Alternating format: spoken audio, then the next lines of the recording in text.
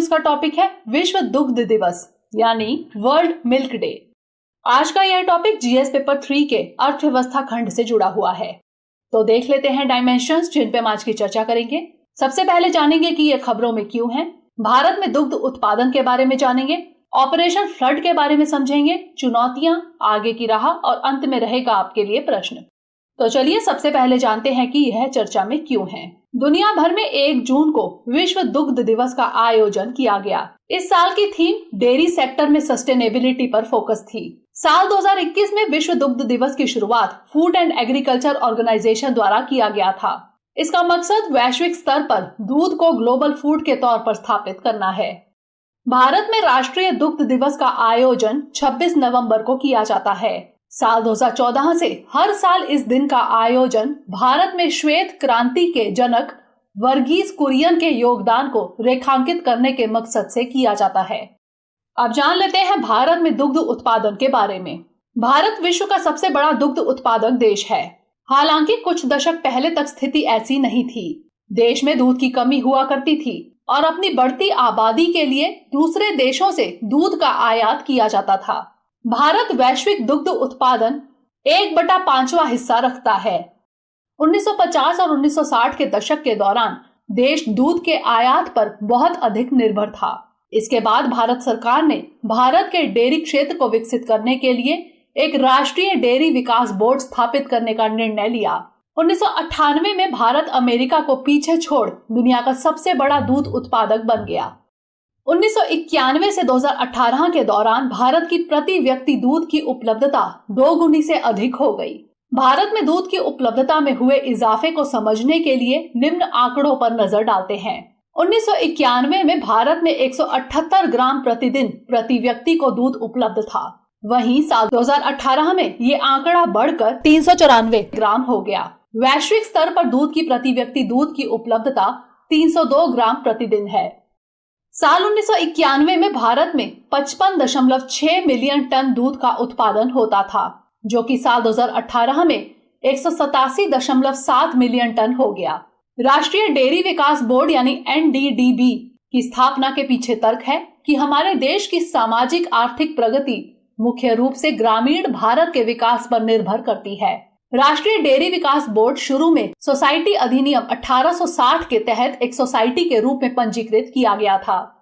राष्ट्रीय डेयरी विकास बोर्ड अधिनियम 12 अक्टूबर 1987 से लागू है।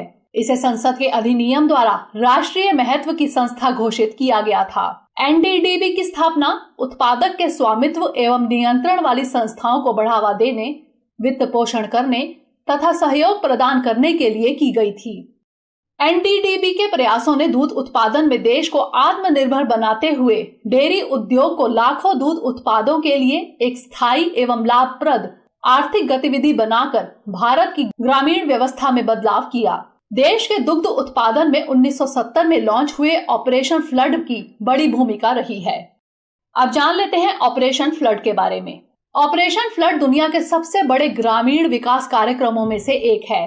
दूध उत्पादन में तेज वृद्धि से जुड़ी क्रांति को भारत में श्वेत क्रांति कहा जाता है, जिसे ऑपरेशन फ्लड के नाम से भी जाना जाता है। श्वेत क्रांति का उद्देश्य भारत को दुग्ध उत्पादन में आत्मनिर्भर राष्ट्र बनाना था। आज भारत दुनिया का सबसे बड़ा दूध उत्पादक देश है और डॉक्टर वर्गीस कुरियन को भारत में श्वेत क्रांति के जनक के रूप में जाना जाता है। 1970 में शुरू किए गए ऑपरेशन फ्लड ने डेयरी किसानों को अपने स्वयं के विकास को बढ़ाने में मदद की है। एक राष्ट्रीय दूध ग्रिड पूरे भारत में 700 से अधिक कस्बों और शहरों में उपभोक्ताओं के साथ दूध उत्पादकों को जोड़ता है। इसमें सुनिश्चित किया जाता है कि उत्पादक को नियमित आधार पर पारदर्शी तरीके से उचित बाजार मूल्य मिले।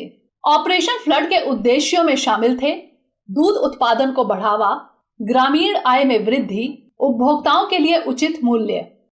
जान लेते हैं इसके समक्ष चुनौतियां कौन सी हैं। भारतीय मवेशियों और भैंसों की उत्पादकता सबसे कम है। संगठित डेयरी फार्मों की कमी है और डेयरी उद्योग को वैश्विक मानकों पर ले जाने के लिए उच्च स्तर के निवेश की आवश्यकता है। विभिन्न प्रजातियों की आनुवंशिक क्षमता को बढ़ाने के लिए विदेशी प्रजातियों के साथ स्वदेशी प्रजातियों का क्रॉस ब्रीडिंग केवल एक सीमित सीमा तक ही सफल रहा है। मवेशियों का स्वास्थ्य भी एक बड़ी चुनौती है। मवेशी संस्थान और मवेशियों का अनुपात काफी बड़ा है। डेयरी किसानों को दूध की सप्लाई के लिए उचित मूल्य हासिल नहीं हो पाता है। कड़ी खाद्य सुरक्षा और गुणवत्ता मानदंडों की आवश्यकता है।